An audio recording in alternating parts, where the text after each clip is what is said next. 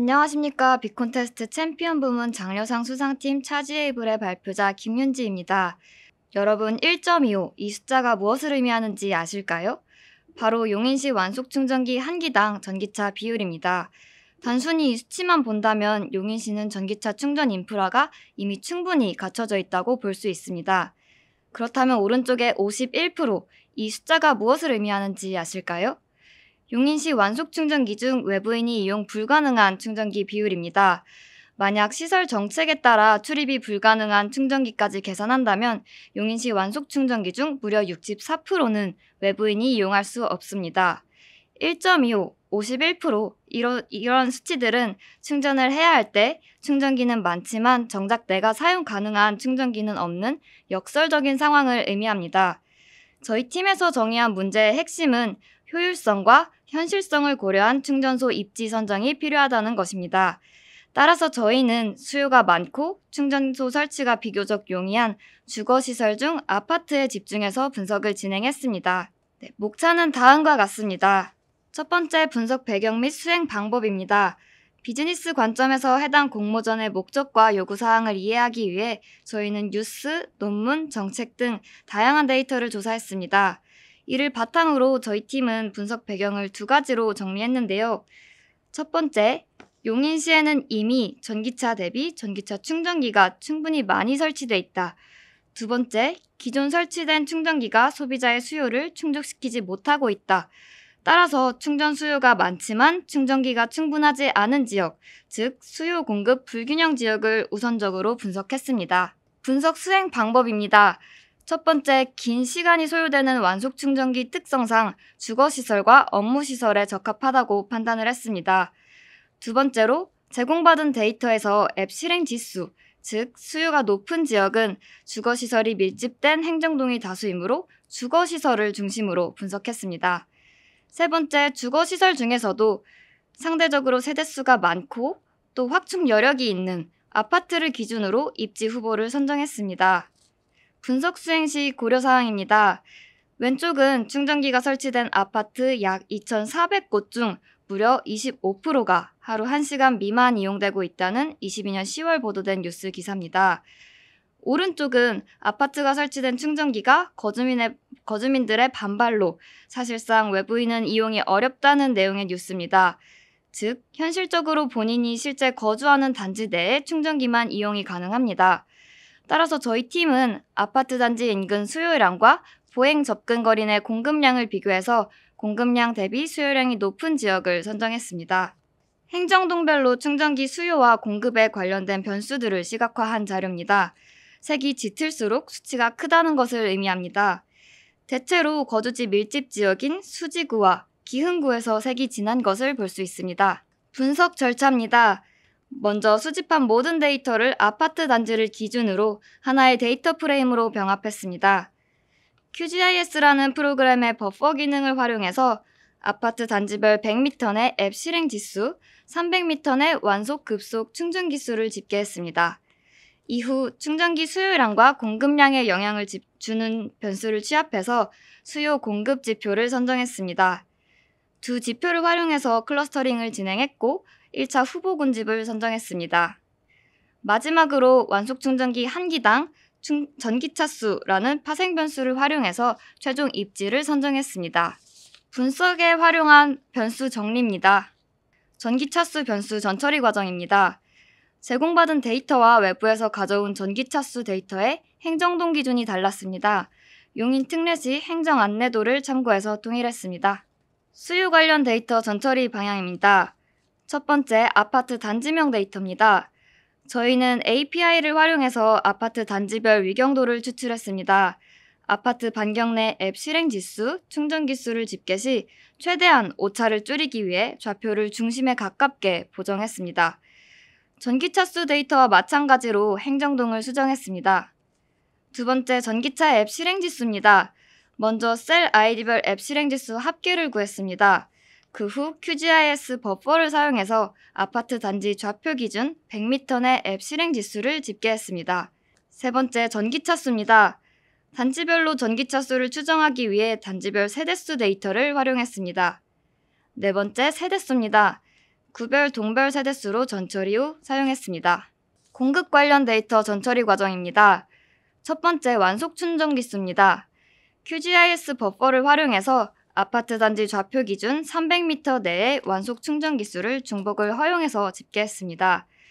입지 후보지 선정 관련 논문을 참조해서 이용자의 최대 허용 거리를 300m로 설정했습니다. 즉, 이용자의 주거지에서 충전기까지의 거리가 300m를 넘어서면 해당 충전기의 이용률이 급격히 감소한다고 판단했습니다. 두 번째, 급속 충전 기수입니다. 전처리 과정은 완속 충전기의 경우와 같습니다. 다만 급속 충전 기수는 완속 충전기 수요의 일부를 충족시켜주는 대체제로 간주했습니다. 세 번째, 연결된 충전소 평균 거리입니다. 모든 데이터를 아파트 기준으로 보던 시각에서 벗어나서 충전소를 기준으로 데이터를 이해해보고자 사용한 변수입니다. 각 충전소에서 가장 가까운 아파트 단지 한 개만 연결한 뒤 각 아파트에 연결된 충전소 평균 거리를 계산한 값입니다. 수요 공급 비율입니다. 완속 충전기 한 대당 전기차 비율은 전기차 수를 완속 충전기에 1을 더한 값으로 나누어서 만든 파생 변수입니다. 수식 도출 과정은 뒤에서 설명드리겠습니다. 수요지표 도출 과정입니다. 저희는 전기차 앱 실행지수 집계, 단지 전기차 수, 단지 세대수 변수를 사용해서 수요지표를 만들었습니다. 새 변수의 히스토그램에서 빨간 선은 데이터의 중간값인 중위값을 의미합니다. 보시면 분포가 상당히 왼쪽에 치우쳐져 있는 것을 볼 수 있습니다. 우측에 위치한 변수 설정 과정 설명드리겠습니다. 전기차 앱 실행지수 집계와 단지 전기차 수는 충전 수요에 반영했습니다. 단지 세대수는 미래 수요 관점에서 수요 변수에 사용했습니다. 세대수가 많을수록 충전기 인프라가 잘 확충되어서 미래에 전기차로 바꿀 가능성이 크다고 생각했습니다. 역시 데이터의 분포가 왼쪽으로 치우쳐져 있어 로그 변환을 사용해서 정규 분포에 가깝게 만들었습니다. 세 변수가 모두 0일 경우에는 수요값이 음의 무한대로 발산되기 때문에 1을 더한 뒤에 로그 변환을 해서 수요의 최소값이 0이 되도록 만들었습니다. 공급지표 설정 과정입니다. 완속 충전 기수는 실제 공급과 가장 근접하다고 판단했습니다. 급속 충전기의 경우에는 0.5를 곱해주어서 완속 충전기에 비해 가중치를 적게 주었습니다. 연결된 충전소 평균 거리는 값이 클수록 충전 인프라가 부족할 것이라고 판단했고 완속 충전 기수와 음의 상관관계가 있어 역수로 곱해주었습니다. 또한 데이터의 분포가 지나치게 왼쪽으로 치우쳐져 있어 로그 변환을 사용했습니다. 모델링 과정입니다. 아파트 단지 기준으로 수요 공급량을 집계하기 위해 각각 유효 반경을 설정했는데요. 먼저 왼쪽 전기차 앱 실행지수 설명드리겠습니다. 반경 내 앱 실행지수가 높을수록 세대수가 많을 것이라고 판단했습니다. 50m에서 300m까지 50m 단위로 조절했을 때 세대수와 상관관계가 가장 높은 100m를 수요 변수에서 유효 반경으로 설정했습니다. 오른쪽 전기차 충전기수 설명드리겠습니다. 충전기에서 주거지까지 보행 접근이 가능할 때를 유효 공급으로 간주했습니다. 주거지와 충전기의 거리가 300m를 넘어서면 해당 충전기의 이용률이 급격히 감소하기 때문에 300m를 유효 반경으로 설정했습니다.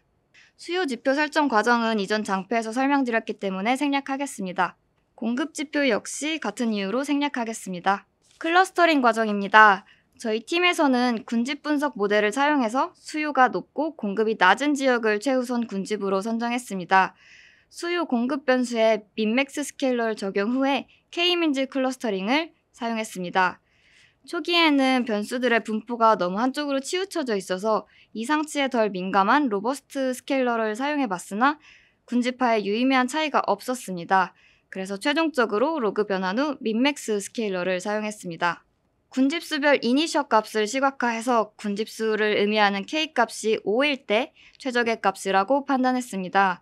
그 다음 실루엣 계수와 실루엣 계수 시각화 자료를 통해 한 번 더 검증했습니다. 클러스터링 결과에서 수요가 높고 공급이 낮은 하늘색 군집을 최적 군집으로 선정했습니다. 이 하늘색 군집에 해당하는 아파트 단지 데이터들입니다. 100세대 미만의 경우 주차 면수가 부족하고 또 충전기 의무 설치 대상이 아니기 때문에 이를 제외한 아파트 단지 94곳을 1차 후보지로 선정했습니다. 오른쪽은 1차 후보지를 용인시 지도 위에 표시한 자료입니다. 최종 입지 선정입니다. 최종 입지 후보지는 방금 1차 후보지들 중에서 2차 기준을 적용해 선정했습니다. 2차 기준은 논문을 참조해서 완속 충전기 1기당 전기차 대수 4 이상으로 설정했습니다. 또한 값이 무한대로 발산하는 것을 방지하기 위해서 분모에 1을 더해 보정해 주었습니다. 아래 데이터는 2차 기준을 적용한 최종 후보지 7곳입니다. 분석 결과입니다. 최종 후보지를 1순위, 2순위로 나누었습니다. 1순위 입지는 동천자이 아파트입니다. 동천자이는 반경 300m 내 완속, 급속 충전기 모두 0개입니다. 하지만 단지 내 전기차 수는 약 25대로 추정되고 1,400대가 넘는 대단지입니다. 따라서 동천자이를 1순위 입지 후보지로 선정했습니다. 다음은 2순위 입지 후보지들입니다. 분석 결과 정리입니다. 첫 번째, 충전소 확충이 필요한 입지는 기흥구 5곳, 수지구 2곳입니다. 두 번째, 수요량에 비해 공급량이 가장 부족한 곳은 1순위 입지 후보지인 동천자이 아파트입니다. 수요 관련 변수가 모두 높지만 단지 내 충전시설이 없기 때문에 충전소 확충이 가장 시급하다고 판단했습니다. 세 번째, 추가로 충전소 확충이 필요한 곳은 기흥구 아파트 단지 밀집 지역입니다. 예를 들어 2순위 입지 후보지 중 구갈 한양아파트, 구갈 한성 1차 아파트, 기흥역 센트럴 푸르지오 모두 완속 충전기가 부족하면서 대단지가 밀집된 지역에 위치하기 때문입니다. 기대 효과입니다. 첫 번째, 완속 충전소 확충 시 생활권역 내 충전소 미비로 인한 충전 불편이 해소될 것으로 기대합니다. 두 번째, 효율성을 고려한 입지 선정으로 전기차 충전소의 사업성이 증대됩니다. 사업 배경에서 설명드렸듯 약 2,400여 개의 아파트 단지에 설치된 충전기 중 무려 25%가 하루 1시간 미만 이용됩니다. 이는 사업성을 고려하지 않고 설치된 기존 충전기가 보여주는 단적인 부작용이라고 생각합니다. 세 번째, 전기차 충전 인프라 확충으로 잠재 고객층을 유입시켜 국내 전기차 확산에 기여할 수 있습니다. 한계입니다. 첫 번째, 실제 충전량을 수요에 반영하지 못했습니다. 한국전력공사 충전량 데이터를 확보했지만 충전소에 극히 일부 데이터만 있어서 사용하지는 못했습니다. 두 번째, 아파트를 제외한 주거지역을 고려하지 못했습니다. 100세대 미만 주거시설의 경우 부족한 주차면수 때문에 효율성 높은 입지 후보지에 적합하지 않아 이번 분석에서는 제외했습니다. 세 번째로, 주거지역에 한해서 후보지를 선정했기 때문에 주거지 외 시설에 대한 고려를 하지 못했습니다. 주거시설에서는 실제 세대수를 바탕으로 단지별 전기차 추정이 가능했습니다.